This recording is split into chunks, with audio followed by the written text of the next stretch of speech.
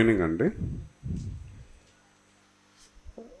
This is Jagadish, geography faculty. Idea ఉందా ఎవరికైనా? Right. ఏంటి తీసుకున్నారు ఇంతకుముందు ఏమైనా మైన్స్? ఇది లాంగ్ స్టాండింగ్ బ్యాచెస్ కదా మీవి, అర్థమవుతుందా? లాంగ్ ప్రిపరేషన్ బ్యాచెస్ కదా. ఎప్పటి నుంచి? నేనైతే కొన్ని మొక్కలు 2012 నుంచి చూస్తున్నాను. అంతేనా? 12 తర్వాత అంటే 2012 ఒకటికి 21 ఇయర్స్ వచ్చింది అనుకోండి. వాడికి అప్పటికి బీటెక్ కానీ డిగ్రీ కానీ కంప్లీట్ అవ్వకపోతే he did not attend the last group 1 notification. So ఆ తర్వాత ఆ కోరిక ఉన్నోడు ఇంకా ఇప్పటి వరకు ప్రిపేర్ అవుతున్నాడు. చూస్తున్నా కూడా మార్కెట్లో అలాంటి వ్యక్తుల్ని. ఓకే సరే, ఎనీహౌ జాగ్రఫీ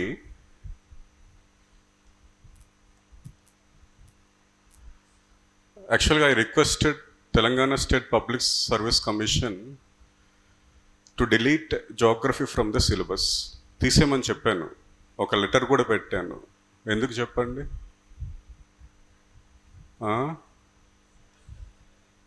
ఎన్ని మార్క్స్ అమ్మా? Only 50 marks. నేనే ఓన్లీ అంటున్నా, ఇంకా యాస్పిరెంట్స్ పరిస్థితి ఎట్లా ఉంటుంది? అదే వ్యూలో ఉన్నారు, అదే పర్స్పెక్టివ్లో ఉన్నారు. మళ్ళీ ఆ పబ్లిక్ సర్వీస్ కమిషన్ ఏం చేసిందండి, దీనికి చాలా వైడ్ సిలబస్ ఇచ్చేసింది.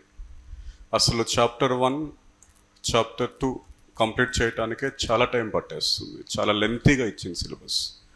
అసలు జాగ్రఫీకి ఇంటర్ స్టేట్ రివర్స్కి, ఇంటర్ స్టేట్ వాటర్ ఆస్పెక్ట్స్కి సంబంధం ఏంటో తెలియట్లేదు. పొలిటికల్ ఇష్యూని తీసుకొచ్చి దీంట్లో పెట్టింది. అర్థమైందా? అసలు ఘోరంగా మీరు 15th చాప్టర్ చూస్తే అర్బనైజేషన్ అన్నాడు, ఓకే. దెన్ హైదరాబాద్ అన్నాడు, ఓకే, వాడి పద ఏదో చూడొచ్చు అనుకున్నాం. ఇక్కడ transmission of Hyderabad from historic prospect to cosmopolitan or metropolitan అన్నాడు. అర్థమవుతుందా? అంటే చారిత్రక నేపథ్యం నుంచి ఎక్కడి వరకు చెప్పాలంటే దానికి కాస్మోపాలిటన్ వరకు దాని యొక్క పరివర్తన, ట్రాన్స్మిషన్ చెప్పాలి అంట. అది నాదే అండి? అది ఎవరు చెప్పాలి? అది ఎవరు చెప్పాలి? ఆ తెలంగాణ మూమెంట్ అతను ఎవరో చెప్పాలి. అర్థమైందా? అప్పుడెప్పుడో 1596లో ఏదో ఎర్రకోట ఉండేది, ఎర్రమట్టి కోట ఉండేది. ఓకే, తర్వాత ఏం జరిగింది స్టెప్స్. ఓకే, ఈ అసఫ్ జాహీస్ కాలం ఎట్లా ఉంది, కుతుబ్ షాహీస్ కాలం ఎట్లా ఉంది. అర్థమైందా? అంటే వాడికి తెలీదు. TSPSC public service commission syllabus, when they started preparation of the syllabus, even they don't know what is geography, what is not come under geography.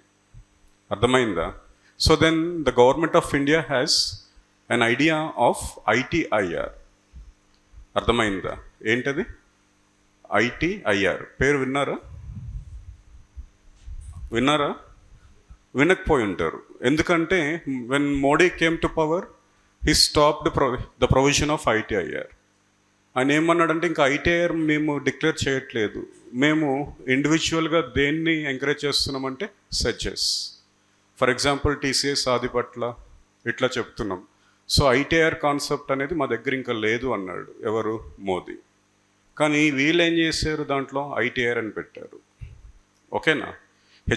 HMDA act 2031 అంట. So expansion of city, okay, ముఖ్యంగా development కోసం వాళ్ళు ఒక legislation introduce చేద్దాం అనుకున్నారు. Hyderabad metro development authority act 2031 5th చాప్టర్లో పెట్టారు. So there is no such act is in existence. అది సిలబస్లో మార్చాలి, మార్చలేదు వాళ్ళు. అట్లా ఉంది పరిస్థితి. ఏది? సిలబస్. సెకండ్ థింగ్ ఏంటి అంటే, సరే నేను కూడా ఏమనుకున్నానంటే, నా లాస్ట్ బ్యాచెస్ కానీ డిఫరెంట్ ఇన్స్టిట్యూట్స్లో చెప్పేటప్పుడు కూడా, for example physical Geography of India ఒక 2 parts ఎక్కువగా హైలైట్ చేసేవాడిని. ఫిజియోగ్రఫీ కానీ, క్లైమటాలజీ కానీ, రివర్స్ కానీ సరిపోయేది అనుకునేవాడిని. ఎకనామికల్ జియోగ్రఫీలో అలానే అగ్రికల్చరల్ రివల్యూషన్స్ కానీ అలాంటివి చెప్పేవాడిని. Same physical Geography of Telangana, socio economical geography of Telangana, tribal issues ఇట్లా కొన్ని మాట్లాడేవాళ్ళం. ఇదంతా పోయిందంటే ఈ పబ్లిక్ సర్వీస్ కమిషన్ ఏం చేసిందంటే it has to transmit from the local public service commission to UPSC. So that they recently changed the examination pattern. The first 2 questions of any part or compulsory. అర్థమైందా? మీకు ఈ మొత్తం 6 పేపర్లో general essay కాకుండా general essay 3 internal choice ఇచ్చాడు. మిగతా 5 పేపర్లు ఏవైతే ఉన్నాయో దాంట్లో మనకు 3 parts ఉన్నాయి. Every chapter, every paper has 3 parts from paper 2 to paper 6. అర్థమవుతుందా? పేపర్ 4 తీసుకోండి, దేనికి సంబంధించి ఉంది? Paper 4 economy, India, TS and environment. Paper 5 తీసుకోండి ఎస్ఎన్టీ. ఎస్ఎన్టీలో 3rd part ఏముంది మనకు? మ్యాథ్స్. ఓకే, సో ఇట్లా each and every part of the paper except general essay and those part the first 2 questions are compulsory. అర్థమవుతుందా? అండ్ అక్కడ వాడు చెప్పాడు, కానీ అదే క్లారిటీ ఇవ్వలేదు. ఏం క్లారిటీ ఇవ్వలేదు? First 2 questions whether they are from 11th and 12th chapter are from 13th and 14th chapter are 15th chapter, ఏ చాప్టర్ నుంచి వస్తాయో కూడా తెలియదు మనకు. అర్థమైందా? అర్థమవుతుందా? వాడు ఈ 2 కంపల్సరీ అన్నాడు వితౌట్ ఇంటర్నల్ చాయిస్. ఇక్కడ ఏముంది మనకు? 13th, 14th, 15th internal choice ఉంది. కాబట్టి నేను చెప్తాను, ఈ 10 questionలో, ఈ చాప్టర్లో ఈ 7 questions చదవండి వచ్చేస్తుంది అంటే హుస్సేన్ సాగర్లో దూకడమే. అర్థమైందా? చాలా తక్కువ టైం ఉంది. ఎంటైర్ సిలబస్ ఏం చేయాలండి మనం చూడాల్సిందే. Clear? Are you getting me? So ఇప్పుడు ఏంటి, already I think you are preparing for 3rd time for this mains. ఇదే మీ ఫస్ట్ టైం కాదు, సెకండ్ టైం కాదు, ఇది ఎన్నోసారి అండి? 3rd time. మీకు ఒక ఐడియా ఉంటుంది. ఇంతకుముందు ఇప్పటికీ ఉన్న మెయిన్ చేంజ్ ఏంటి అంటే మనం గమనించాల్సింది ఏంటి? కంపల్సరీ క్వశ్చన్స్ పెట్టాడు. అండ్ కంపల్సరీ క్వశ్చన్స్లో ఏం చేశాడు? స్పెసిఫై చేయలేదు. ఓకే, ఫస్ట్ చాప్టర్ నుంచి సెకండ్ చాప్టర్ నుంచి వస్తాయని చెప్పలేదు. 3rd నుంచి రావచ్చు, 4th నుంచి రావచ్చు, 5th నుంచి రావచ్చు. కాబట్టి you have to go through all the topics of syllabus. అర్థమైందా? ఇప్పుడు నేనే అన్నాను, ఏమంటాను? ఫర్ ఎగ్జాంపుల్ ఏదో టాపిక్ తీసుకుందాం, మనకు ఫస్ట్ చాప్టర్ తీసుకుందాం, 11th chapter. వద్దు ఓన్లీ ఫిజియోగ్రఫీ చూసుకోండి అని చెప్పొచ్చు. నేను ఏం చెప్పొచ్చు? Physiography, right. లేదు ఓన్లీ క్లైమేట్ చూసుకోండి అని చెప్పొచ్చు. నమ్మొద్దు. అర్థమైందా? దాని నుంచి వాడు ఇవ్వకపోతే ఏం చేస్తారు? ఆడెక్కడో దాని లోపల చిన్న టాపిక్ ఉంది, ఎక్స్క్లూజివ్ ఎకనామిక్ జోన్, నిర్దేశిత ఆర్థిక మండలి. పేపర్ సెట్టర్ ఒక్కసారి దాన్ని చూసాడు అనుకోండి, ఆ వర్డ్ని, ఇదేదో వింతగా విచిత్రంగా ఉంది అని అన్నాడు అనుకోండి, అప్పుడు రాయొచ్చు. So what is exclusive economic zone, what is the economical significance of exclusive economic zone అన్నాడు అనుకోండి, ఏం లేదు, ఇంకా మనం పేపర్ పట్టుకొని ఏం చేయాలి? బయటకు వచ్చేయాలి. వాళ్ళు రాస్తారు. ఎవరు రాస్తారమ్మా? యూపీఎస్సి. ఆ ప్రిపేర్ అవుతున్న వాళ్ళు మన మీద గుదిబందలాగా వస్తున్నారు. కాబట్టి కొంచెం ఆల్రౌండ్ ప్రిపరేషన్ ఉండాలి, ఎలాబొరేట్ చేసుకుంటూ ఉండాలి. ఓకే, ఇంతకుముందు చదివేసాం, ఇప్పుడు ఓన్లీ టెస్ట్ సిరీస్ మీదనే ఫోకస్ పెడతామన్నా కూడా కష్టమే. నాలెడ్జ్ లేకుండా టెస్ట్ సిరీస్ రాయడం ద్వారా అది వృధా కూడా అయిపోతుంది. ఓకే, వాటిని దృష్టిలో పెట్టుకోండి. దెన్ ఏదో ఒకటి ప్రిపరేషన్ మెథడ్ ఎట్లా ఉండాలి అనేది ఒకసారి చూస్తే కనుక, రైట్, తక్కువ టైమే ఉందండి మీకు, అదేం ఎక్కువ టైం కాదు. ఈ బోర్డు కూడా నా మాట వినట్లేదు ఈ మధ్య. సో మన డిస్కషన్ ఎట్లా ఉంటుందంటే, నేను అనుకోవటం ఫర్ మెయిన్స్ 50 marks అయినా కొంచెం హోలిస్టిక్గా చూసుకోవాలి. మీరు కూడా ఒక మైనారిటీగా ట్రీట్ చేయొద్దు మమ్మల్ని దయచేసి. ఓకే, ఇంకా అవకాశం ఉంటే ఎన్వైర్న్మెంట్ కూడా తీసుకోవడానికి టైం ఉంటే చూస్తాను, ఎందుకంటే ఎంతో కొంత బిజీ అయిపోయింది life. For geography you have to make 2 notes. First మన క్లాస్ రన్నింగ్ నోట్స్ ఒకటి, అంటే question and the answer, whether అది పేరాస్ అయితే పేరాస్, పాయింట్స్ అయితే పాయింట్స్, ట్యాబ్లర్ ఫామ్ అయితే tabular, in any other method. So the question demand చేయాలి, అది పేరానా, పాయింట్సా, tabular Fama, ఇంకేమైనా పద్ధత అని, లేదా మిక్చరా అని మీ అంతటా మీరు డిసైడ్ చేయకూడదు. అది అర్థమైందా? కాబట్టి ఇట్లా రాసాక ఇంటికి వెళ్ళాక టైం లేదు సార్ మాకు వాట్సాప్కి అయిపోతుందంటే ఏం చేయలేం. మీరు ఇప్పటి నుంచి వెళ్ళిపోవచ్చు ఎక్కడికి, మీ సొంత ఊర్లకు, ఇక్కడ ఉండాల్సిన పనే లేదు. ఒక చిన్న బుక్ తీసుకుంటారు 100 పేజెస్ది. ఈ క్వశ్చన్కి సంబంధించి ఏంటంటే మీరు అక్కడ కీ పాయింట్స్ రాసుకుంటారు. సమ్వాట్ లైక్ మైండ్ మ్యాప్ ఏం పెట్టుకోవచ్చు అండి, మైండ్ మ్యాప్, లేదంటే సమ్వాట్ లైక్ అవుట్లుక్. అప్పుడు ఏంటంటే it will be support for us while in revision. ఎగ్జామినేషన్కి దగ్గర పడుతున్నప్పుడు కానీ ఆ కీవర్డ్స్ని గుర్తుంచుకుంటే మనకు సరిపోతుంది, చాలు, ఇంకా ఏమీ అవసరం లేదు. అర్థమవుతుందా? ఖచ్చితంగా క్లాస్లో రన్నింగ్ నోట్స్ ఉండాలి. అండ్ ఇంకో చిన్న బుక్ ఒకటి పెట్టుకొని ఏం చేయాలి, మీరు ఆ క్వశ్చన్కి సంబంధించి ఈ 6 పేరాస్లో 7 పేరాస్లో 5 పేరాస్లో ఏమైతే రాస్తున్నారో ఒక్కొక్క పేరాకు సంబంధించిన హైలైట్ వర్డ్ ఏదైతే ఉందో దానికోసం ఇక్కడ మీరు రాసుకుంటే బెటర్. మీ ప్రిపరేషన్కి, రేపు పొద్దున ప్రజెంటేషన్కి చాలా సింప్లిఫై చేస్తుంది అది. అర్థమైందా?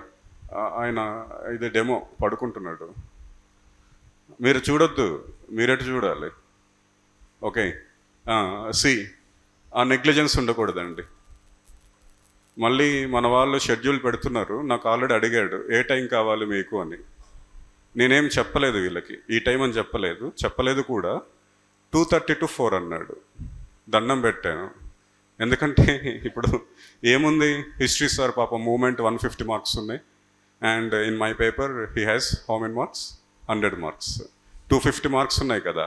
ఆయన ఏ టైం అడిగితే ఆ టైం ఇస్తారు. ఇంకా పెద్ద ఆయన ఏ టైం, ఆయన ఏంటి ఆయన ఏమంటాం, ఆమె ఎవరు, రమ్యకృష్ణ ఏం చెప్తుంది బాహుబలిలో, నా మాటే అన్నట్టు ఆయన నచ్చింది ఆయన తీసుకుంటారు. అఫ్కోర్స్ అనుకోండి, సరే, ఆయనకి మనం రెస్పెక్ట్ ఇవ్వాలి, మాకు గురుతుల్యులు కాబట్టి. ఇంక మాది మైనార్టీ సబ్జెక్ట్స్ కదా. 2:30 to 4 అంట. అరే 2కి గట్టిగా సాంబారు ముద్ద పెరుగు వేసుకొని వస్తారు వీళ్ళు. 2:30కి నేను జాగ్రఫీలో స్టార్ట్ చేసి ఎకానమీకో పాలిటికో వెళ్తే ఎవడు వింటాడబ్బా? సగానికి సగం ఏమవుతారు, నిద్రపోతారు. Ashok Nagar it is in deep sleep between 2:30 to 5. అర్థమైందా?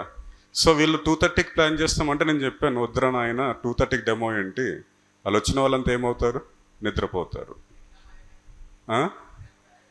మీరు అలవాటు చేసుకోవాలి. ఏం చేసుకోవాలి? చాలా మంచి డెసిషన్ తీసుకుంది. టీఎస్పీఎస్సీ తీసుకున్న ఫస్ట్ గ్రేటెస్ట్ డెసిషన్ ఏం చెప్పనా, అది మార్నింగ్ పెట్టలే ఎగ్జామ్. ఎప్పుడు పెడుతుంది? ఆఫ్టర్నూన్ పెడుతుంది. ఇంకా దీనికి కూడా మనం ఏం చేస్తాం తెలుసా, మీరు ఏ కార్లోనో బస్సులోనో అక్కడికి వెళ్తారు కదా, అది ఇక్కడెక్కడ ఉండవు. లాస్ట్ టైం ఎక్కడ వేసాడు, చిలుకూరు దగ్గర ఎక్కడ వేసాడు. ఈ 2 hours జర్నీ ఉంటుంది కదా, దీంట్లో కూడా చదివేస్తారనమాట. ఓకే, బుక్ తీసుకున్నా, Muniratnam economy, okay, Shivaji history, ఆ రోజుకి ఏమేమి ఉన్నాయి టప్ప చదివేస్తారు. అది మనం ఇంతకుముందు చదివిన దాన్ని మొత్తాన్ని ఏం చేస్తుంది, ఎగ్జాస్ట్ చేస్తుంది. అలాంటివి చేయకూడదు. ఓకే, నేను ఒక మోడల్ క్వశ్చన్ చెప్పి దాని ఆన్సర్ని ప్రజెంట్ చేసి నేను క్లోజ్ చేస్తానండి. ఎందుకంటే నాకు ఆల్రెడీ 6K క్లాస్ ఉంది. అండ్ ఆల్రెడీ ఇక్కడ కూడా ఇంకా మిగతా వాళ్ళు కూడా రావాలి. వెయిటేజ్ నాకు తక్కువ, ఎందుకంటే 900 ఎంతమ్మా, ఎంత 50/900 కదా. డెమోలో కూడా నాకు అంతే టైం ఉందన్నమాట. ఓకే, మీకు నచ్చిన చాప్టర్లో ఏ క్వశ్చన్ ఎక్స్ప్లెయిన్ చేయమన్నా చేస్తాను. నాకు ట్రెడిషన్ ఏంటంటే ఫిజియోగ్రఫీ మీదనే ఎప్పుడు చెప్పడం అలవాటు ఉందన్నమాట. ఇదేంటో మాట వినట్లేదు. ఇది రాసుకోండి క్వశ్చన్. ఇది ఆల్రెడీ ఇంతకుముందు ఒక 2 సార్లు చెప్పానండి.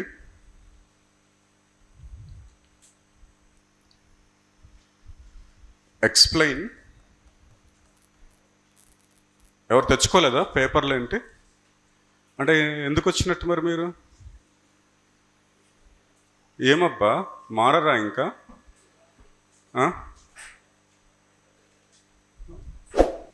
సరే, బ్రెయిన్లో ఎక్కించుకోవడానికైనా ప్రయత్నించండి. Explain the formation process of physiographic divisions of India. ఇదేందబ్బా సతాయిస్తుంది? ఏంటి క్వశ్చన్ ఏంటి? Explain the formation process of physiographic divisions of India. Last time కూడా చెప్పాను ఇదే క్వశ్చన్. అయినా మళ్ళీ క్లాస్లో చెప్పమంటారు స్టార్ట్ అయినప్పుడు. ఇంకా మండే నుంచో రేపటి నుంచో స్టార్ట్ అవుతుంది, ఈ క్వశ్చన్ చెప్పను నేను ఇంకా. అర్థమైందా?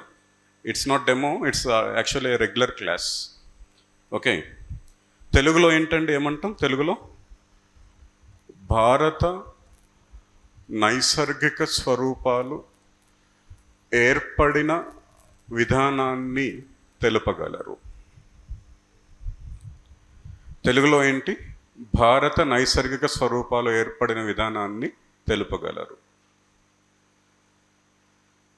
Explain the formation process of Indian physiographic divisions.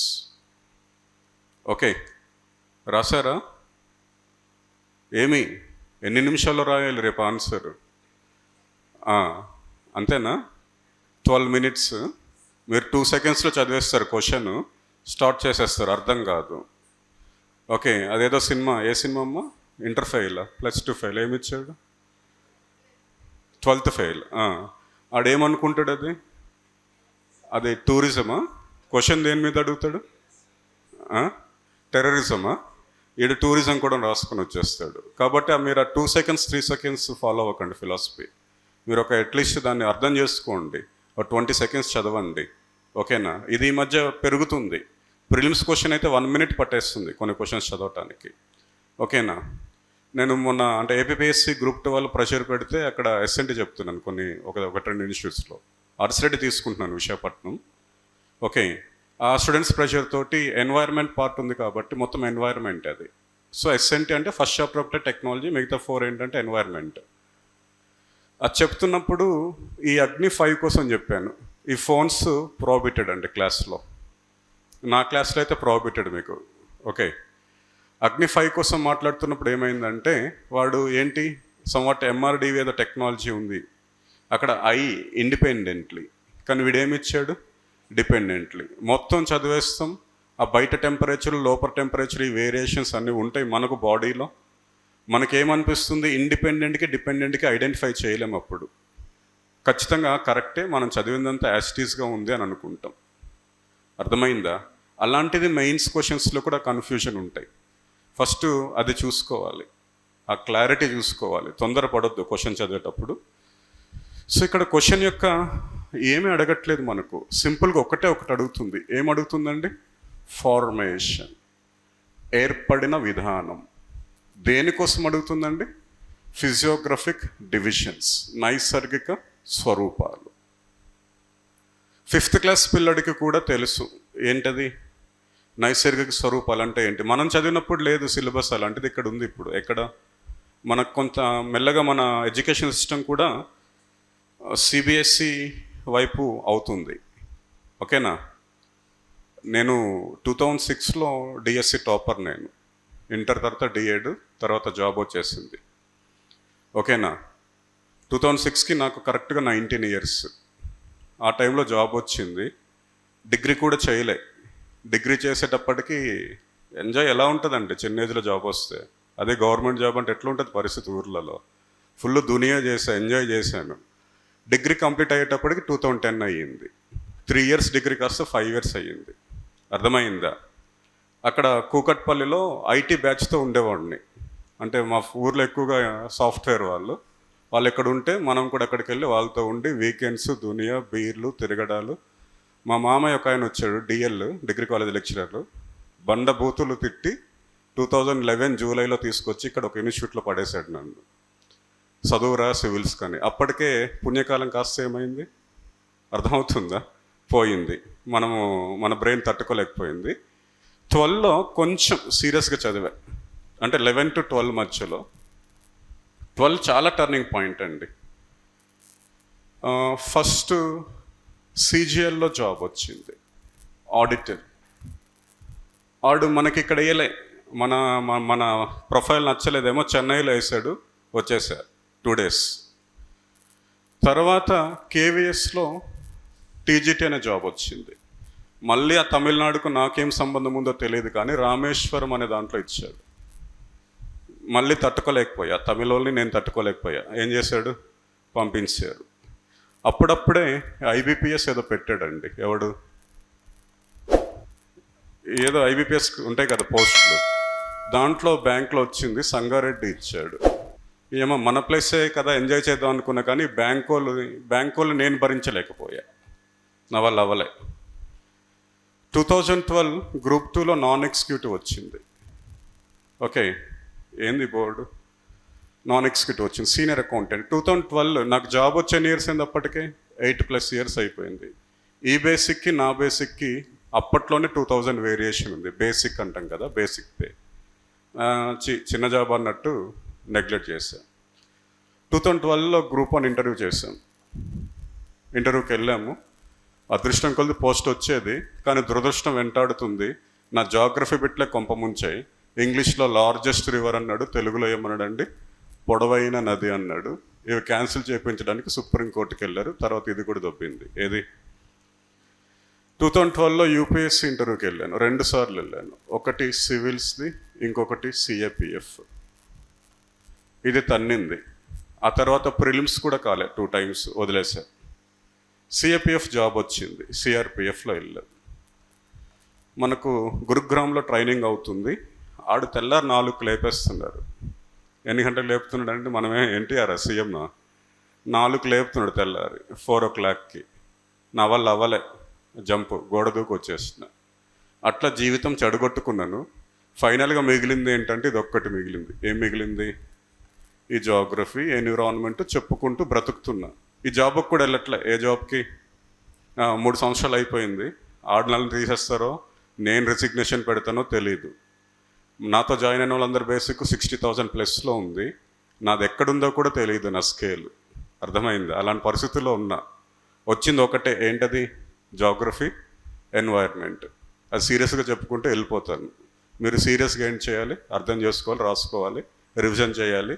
ఎవరికైనా ఇంకా జాబ్ కావాలని ఉంటే కనుక క్వశ్చన్ ఆన్సర్ తెచ్చి మా మొఖాన పడేస్తే ఏం చేస్తామండి?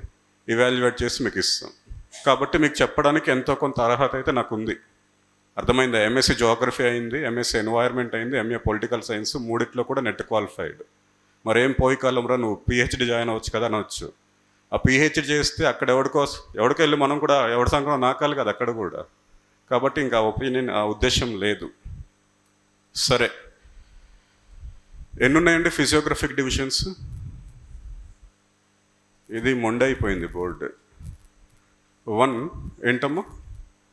హిమాలయాస్. 2 ఏంటమ్మా? Northern plains. 3 ఏంటమ్మా?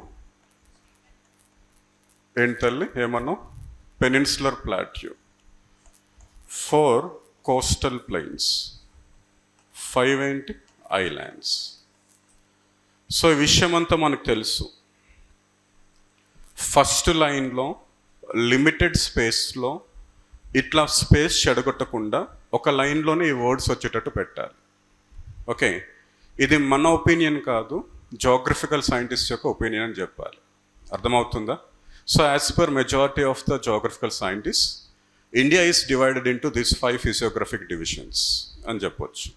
ఎక్కువ మంది భూగోళ శాస్త్రవేత్తల దృక్కోణంలో భారతదేశం 5 ప్రధాన నైసర్గిక స్వరూపాలుగా విభజించబడింది. లిమిటెడ్ స్పేసు, ఒకటే లైన్. దీనికి వాడే మార్కులు అయ్యాడు. అర్థమైందా? అది చెప్పేస్తాం, క్లోజ్ అవుతుంది. రైట్. తర్వాత హిమాలయాల కోసం మాట్లాడాలి. ఏం మాట్లాడుతున్నాం? ఏర్పడిన విధానమే చెప్పమన్నాడు.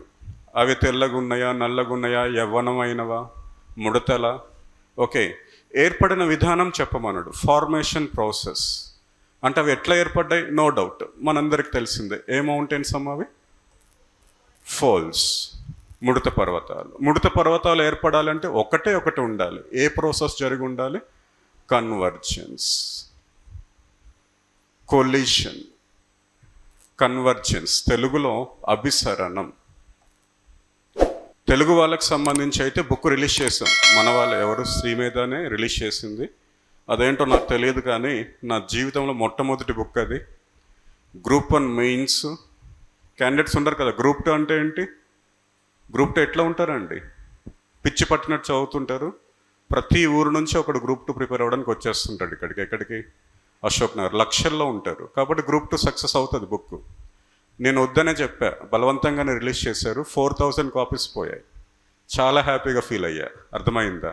సో ఇంగ్లీష్ మీడియంలో వాళ్ళ నాకు సంబంధం లేదు. మళ్ళీ బుక్ ఏదైనా అడగొద్దు క్లాస్ 1 నుంచి.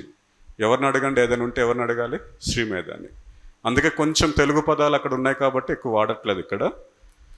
So convergence. Himalayas are formed as fold mountains by the convergence between Indo Australia and Eurasian plates.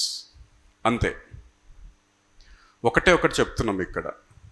Indo Australia మరియు యురేషియా ఖండఫలకల మధ్యలో అభిసరణ చలనం చేయడం ద్వారా వాటి యొక్క ఉమ్మడి అంచు వద్ద ఏర్పడ్డ ముడత పర్వతాలు ఏంటమ్మా?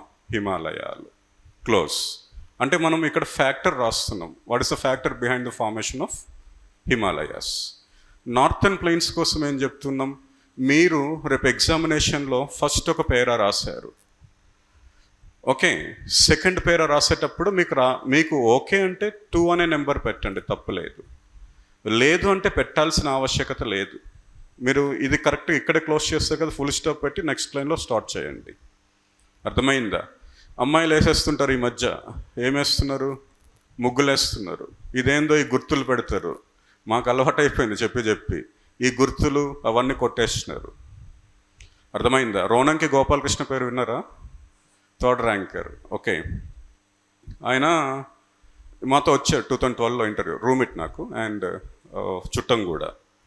అది ఏమైందంటే 16 గ్రూప్ 1 విషయానికి వచ్చేటప్పటికి క్వాలిఫై అవ్వలే. అర్థమైందా? క్వాలిఫై అవ్వలేదు, కానీ by the same time he qualified in mains of UPSC. He got selected there. Then he went to APPSC. ఏపీపీఎస్సికి అడిగాడు, నా క్వశ్చన్ పేపర్ ఇవ్వండి అని. 3rd ర్యాంకర్ కూడా ఆయన ఫ్రెండే, ఇక్కడ 3rd ర్యాంకర్. ఇద్దరిది చూశారు. చూస్తే ఆ పిల్ల ఏం చేస్తుందంటే డిఫరెంట్ కలర్స్తో అండర్లైన్ చేసేస్తుంది, ఓకేనా? అంటే ఇక్కడ ఏంటి, దీంట్లో కోర్ పాయింట్ ఏంటి? కన్వర్జెన్స్ కింద డిఫరెంట్ ఇంక్తో అండర్లైన్ చేస్తుంది. ఇదంతా సాయి అనే సెక్రటరీ ఉన్నాడు అప్పుడు, ఏపీపీఎస్సీ సెక్రటరీ. ఆయనకి ఇచ్చాడు ఈ 2 పేపర్లు. సరే, ఇప్పుడు మళ్ళీ దీన్ని పోస్టింగ్స్ కూడా ఇచ్చాం, దీన్ని ఇంకా చేయలేమని చెప్పి ఆయన ఒక నోటీస్ రిలీజ్ చేశాడు. ఏమని చెప్పాడంటే, ఇంకొక పెన్ యూజ్ చేయకూడదు. There is no secondary pen, there is no usage of other colours. Okay, గ్రామటికల్గా ఏమున్నాయో తెలుగు వ్యాకరణంలో కానీ ఇంగ్లీష్ గ్రామర్లో కానీ వాటినే ప్రజెంట్ చేయండి. అర్థమవుందా? ఇంకా వేరేది ప్రజెంట్ చేయడానికి లేదు. 1 2 3 రాయండి, ఏబిసిడీలు పెట్టుకోండి, తెలుగు వాళ్ళు అయితే వాళ్ళు పెట్టుకోండి. అంతేకాని ఇవి పెట్టొద్దు. ఏం పెట్టొద్దమ్మా? Star marks. ఇది స్టార్ నా దృష్టిలో. ఇంకేం పెట్టొద్దు? Arrow marks. అర్థమవుతుందా? నార్థన్ ప్లెయిన్స్ వచ్చాం. ఇది ఫస్ట్ పేరాలో రాసాం. సెకండ్ పేరాకు వచ్చాం. నార్థన్ ప్లెయిన్స్ ఎట్లా ఫామ్ అవుతున్నాయండి? They are formed by sedimentation or deposition of sediments brought by Himalayan rivers and their tributaries. Himalaya నదులు వాటి యొక్క ఉపనదుల శిథిలాల అవక్షేపణ ప్రక్రియ ద్వారా ఉత్తర మైదానాలు ఏర్పడ్డాయి, ఓకేనా? Northern plains are formed by sedimentation brought by the Himalayan rivers and their tributaries. 2 sentence రాస్తున్నాం దీనికోసం. వాడు అడిగింది కేవలం ఒక్కటే. ఏమడిగాడు? ఏర్పడిన విధానం, ఫార్మేషన్, దాని మీదనే దృష్టి ఉండాలి. ఇవి సారవంతమైనవి, ఇవి ఫుడ్ గ్రానరీస్ వాడు అడగలే, నువ్వు చెప్పకు. అర్థమైందా? Time waste. Peninsular plateau. So majority of the plateau is a lava plateau. A plateau అమ్మా ఇది? Lava. Lava plateaus are generally formed by fissure type of volcanic eruption. Lava పీఠభూములు ఎక్కువగా ఎట్లా ఏర్పడతాయంటమ్మా? భ్రంశ అగ్నిపర్వత విస్ఫోటన ప్రక్రియ, fissure type of volcanic eruption. ఇక్కడ మనకు కావాల్సింది ఏంటి? మెథడ్ ఏంటి, ప్రాసెస్ ఏంటి అనేది కావాలి. What is the process behind the formation of peninsular plateau? ఏంటమ్మా? Fissure type of volcanic eruption. Fissure అంటే భ్రంశాలు, పగుళ్ళు. అంటే మనకు జనరల్గా ఒక సెంట్రల్ వెంట్ ద్వారా వస్తే సెంట్రల్ ఎరప్షన్ అంటాం. అట్లా కాకుండా డిఫరెంట్ హోల్స్, డిఫరెంట్ ఫాల్ట్స్ ద్వారా మాగ్మా బయటకు వచ్చింది అనుకుందాం, దాన్ని మనం ఏమంటున్నామండి? Fissure. Okay, magma It came out through different faults. It's called a fissure type of volcanic eruption. The same amount of magma, if it came out through a single vent, it has blast in nature. It is viscous. It don't flow long distances. Okay, దానికి blast nature ఉంటుంది, దాని విస్కస్గా ఉంటుంది, చిక్కగా ఉంటుంది, కాబట్టి అక్కడే ఉండిపోతుంది.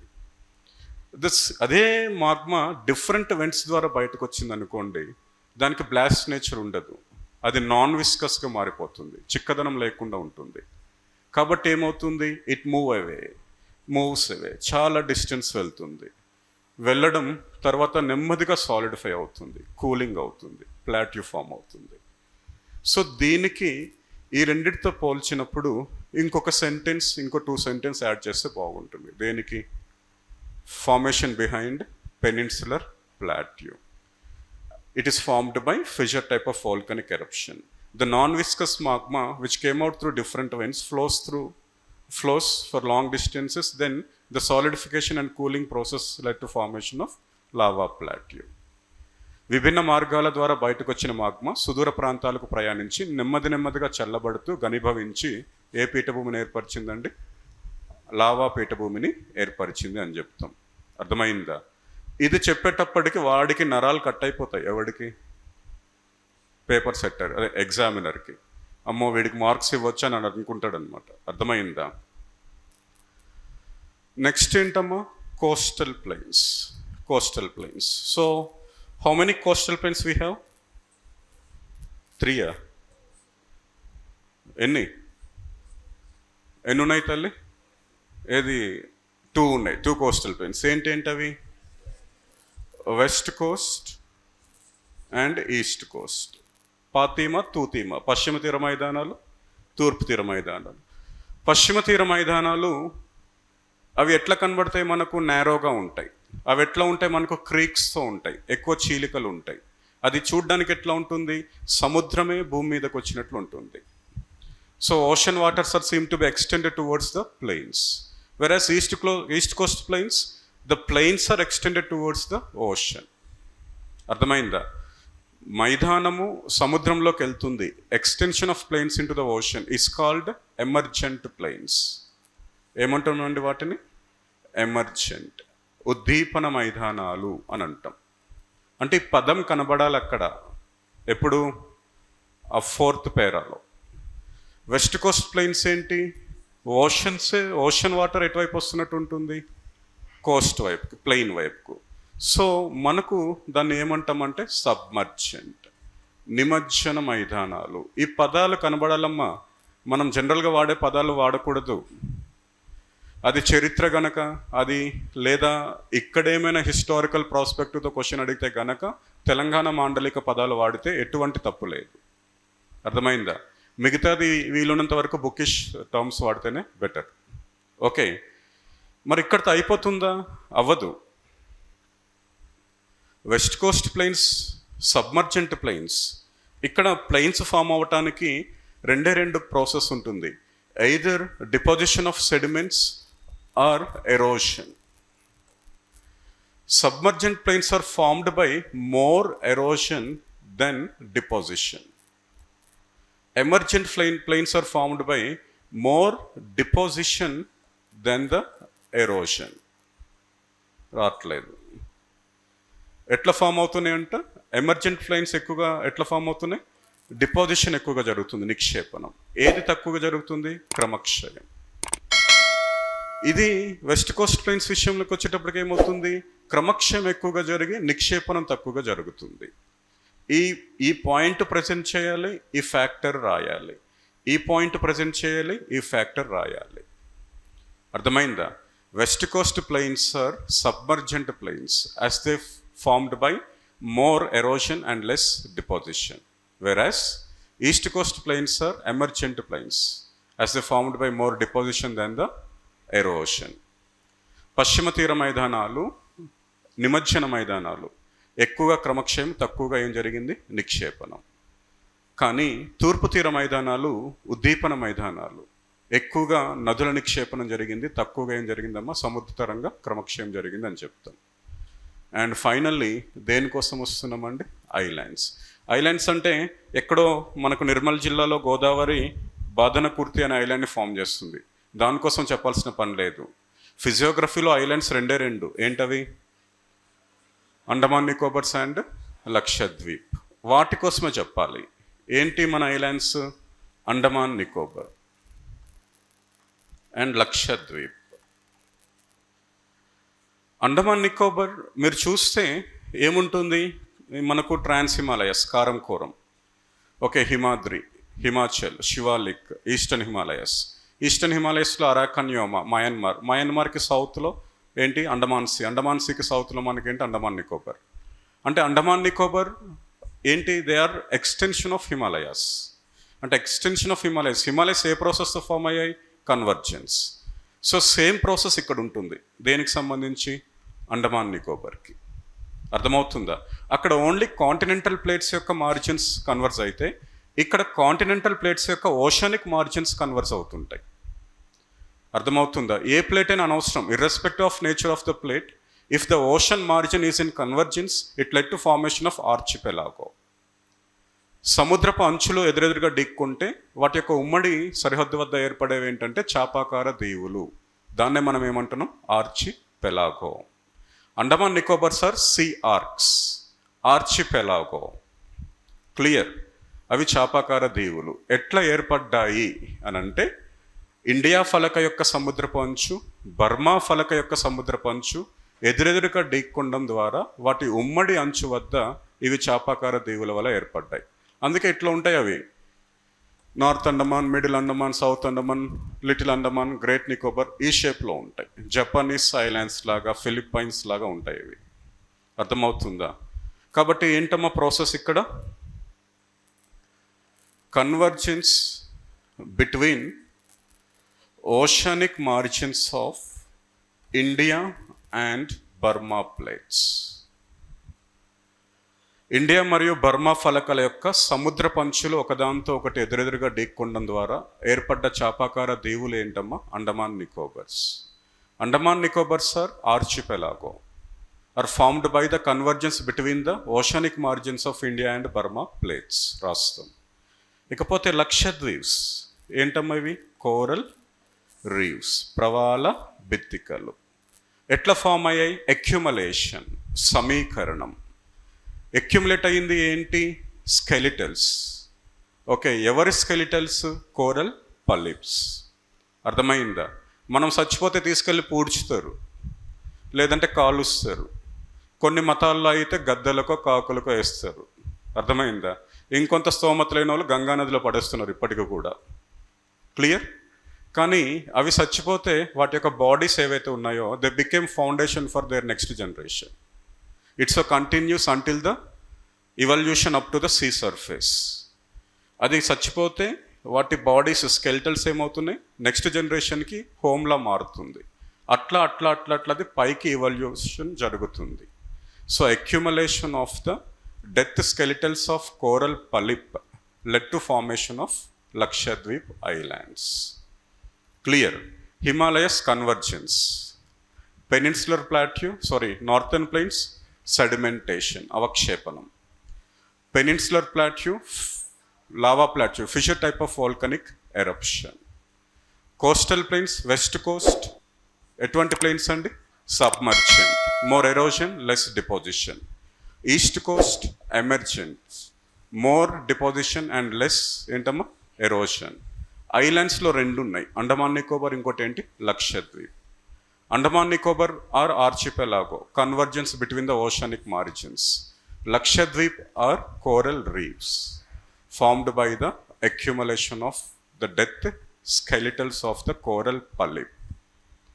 అర్థమవుతుందా? ఇట్లా ప్రజెంట్ చేయాలి. అన్ని క్వశ్చన్స్కి కూడా కంక్లూషన్ ఉండదు మనకు.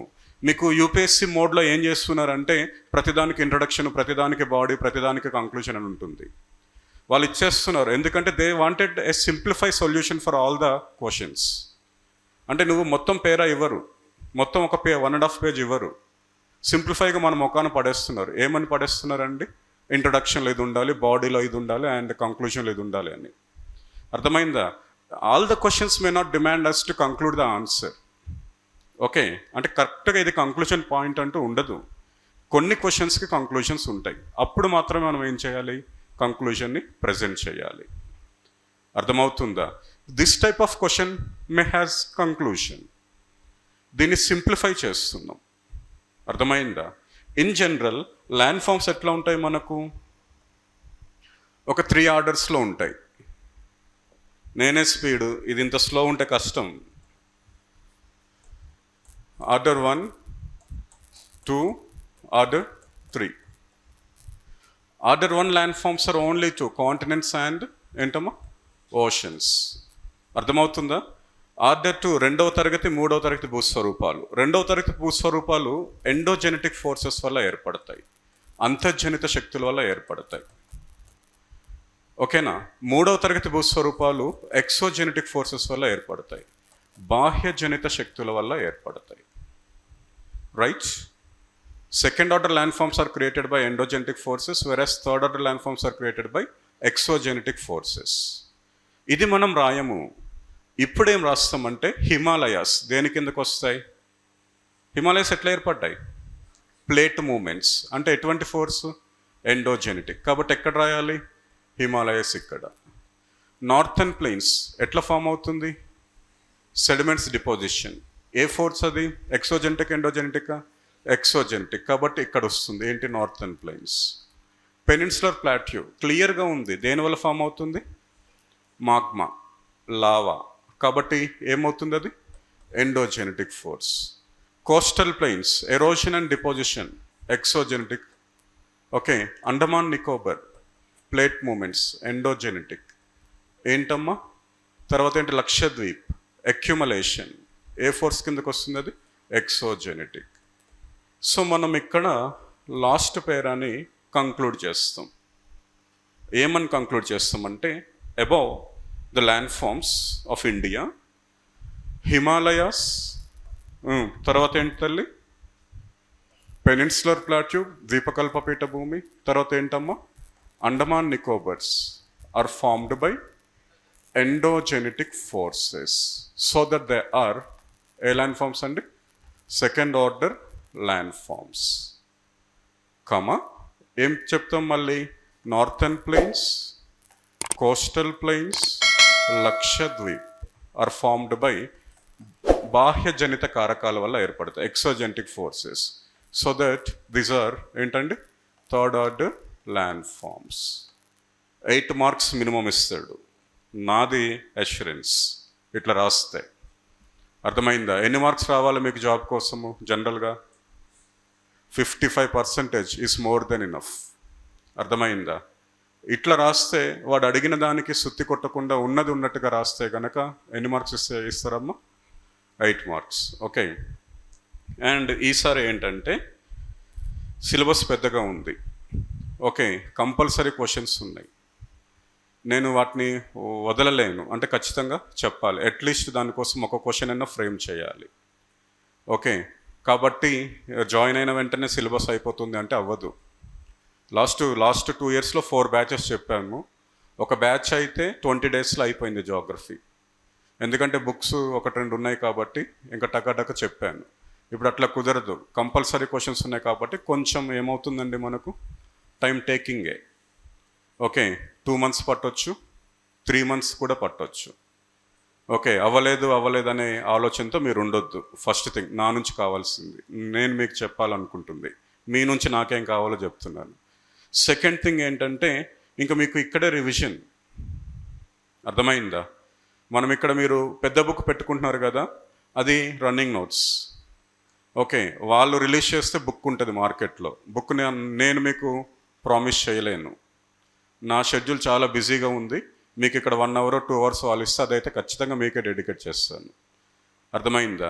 ఏమైనా అవసరమైతే కొన్ని క్వశ్చన్స్ యాడ్ చేస్తాను. ఫర్ ఎగ్జాంపుల్ హైదరాబాద్ సంబంధించి ఇంతకుముందు ఒక క్వశ్చన్ పెట్టాను. ఏం పెట్టానంటే 6 years of governance of BRS government, వాళ్ళు ఎటువంటి ఇనిషియేషన్స్ తీసుకున్నారు, స్ట్రాటజిక్ రోడ్ డెవలప్మెంట్ ప్రోగ్రామ్ అని కానీ, ఓకే, అటువంటివి రాసాం అక్కడ. ఇప్పుడు అది క్వశ్చన్ అడగడు, ఎందుకంటే గవర్నమెంట్ ఏమైంది, చేంజ్ అయ్యింది.